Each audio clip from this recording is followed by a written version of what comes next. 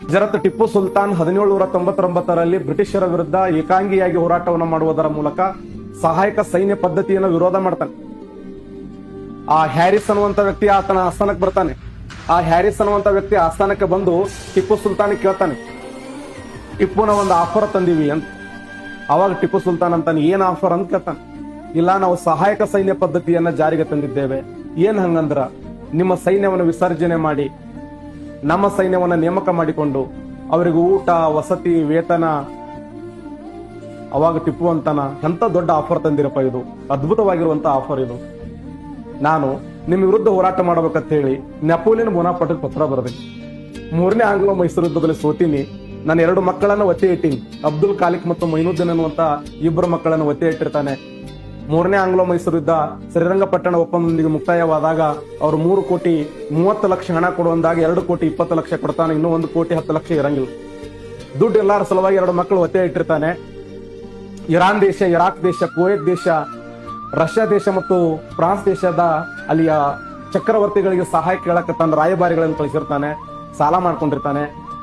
Germany ದೇಶದ ಸಾಹಸಿಗರನ್ನು ಕರೆಸಿರ್ತಾನೆ. France ದೇಶದ ಸಾಹಸಿಗರನ್ನು ಕರೆಸಿ ತನ್ನ ಸೈನ್ಯಕ್ಕೆ ಟ್ರೈನಿಂಗ್ ಮಾಡಿಸ್ತಿರ್ತಾನೆ. ತನ್ನ ಸೈನ್ಯಕ್ಕೆ ತರಬೇತಿ ಕೊಡಿಸಿರ್ತಾನ.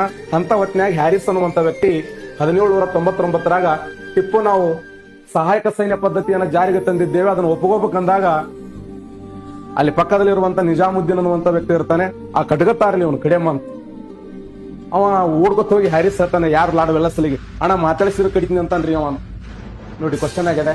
ಭಾರತ ದೇಶದ ಇತಿಹಾಸದಲ್ಲಿ ಸಹಾಯಕ ಸೈನ್ಯ ಪದ್ಧತಿಯನ್ನು ವಿರೋಧಿಸಿದ ಮೊದಲ ವ್ಯಕ್ತಿ ಯಾರಂದ್ರೆ ಟಿಪ್ಪು ಸುಲ್ತಾನ್. ಆ ಉದ್ದೇಶಕ್ಕಾಗಿ 4ನೇ ಆಂಗ್ಲೋ ಮೈಸೂರು ಯುದ್ಧ ನಡೀತದೆ. ಆ 4ನೇ ಆಂಗ್ಲೋ ಮೈಸೂರು ಯುದ್ಧದ ವಿಶೇಷ ಏನು ಅಂತಂದ್ರೆ, ನಾನು ಬಹಳ ಸರಿ ಹೇಳಿನಿ, ಸೋತಿದ್ದು ಬೇರೆಯವರಿಂದಲ್ಲ, ಸೋಲಾಗಿದ್ದು ನಮ್ಮವರಿಂದಲೇ. ಇಲ್ಲಿ ಟಿಪ್ಪು ಸುಲ್ತಾನ್ ಸೋಲಿಸಿದವರು ಬ್ರಿಟಿಷರಲ್ಲ. ಟಿಪ್ಪು ಸುಲ್ತಾನ್ ಯಾರನ್ನ ತನ್ನ ಅತ್ಯಂತ ಆತ್ಮ ಸ್ನೇಹಿತ ಅಂತ ಕರ್ಕೊಂಡಿದ್ನೋ ಆ ಮೀರ್ ಸಾದಿಕ್ ಅನ್ನುವಂತ ವ್ಯಕ್ತಿ ಆತನ ಕುತಂತ್ರಕ್ಕೆ ಬಲಿಯಾಗಿ ಆ ಶ್ರೀರಂಗಪಟ್ಟಣ ಕೋಟೆಯ ಒಳಗಡೆ ತನ್ನ ಸೈನ್ಯದೊಂದಿಗೆ ಕುಳಿತುಕೊಂಡಂತ ಟಿಪ್ಪು ಸುಲ್ತಾನ ಬಾಗಿಲುಗಳನ್ನು ಬಡಿತಾನೆ. ಮೀರ್ ಸಾದಿಕ ಬಾಗಿಲು ಓಪನ್ ಮಾಡ್ತಾನೆ ತನ್ನ ಸ್ನೇಹಿತನನ್ನ ಸಹಾಯ ಮಾಡುವ ಸಲುವಾಗಿ. ಸ್ನೇಹಿತ ಮೋಸ ಮಾಡಿ ಓಡಿ ಹೋಗ್ತಾನೆ. ಹ್ಯಾರಿಸ್ ಗುಂಡು ಹಾರಿಸ ಶುರು ಮಾಡ್ತಾನೆ. ಅನಿವಾರ್ಯ ಯುದ್ಧ ಮಾಡ್ಬೇಕಂತೇಳಿ ಹರಿತವಾದ ಕತ್ತಿ ತೆಗೆದುಕೊಂಡು ಬಂದು ನಿಂತು ಒಂದ್ ಸಾರಿ ನಿಂತು ಕತ್ತರಿಸಿಬಿಟ್ರೆ 8, 20, 15, 16, 17, 18 ಚೌಳಿಕಾಯಿ ಬೆಂಡಿಕಾಯಿ ಆಡಿದ ಬ್ರಿಟಿಷರು. ಏನು ಅದ್ಭುತವಾದ ಹೊಡಿತ ಅಂತಿದ್ದು.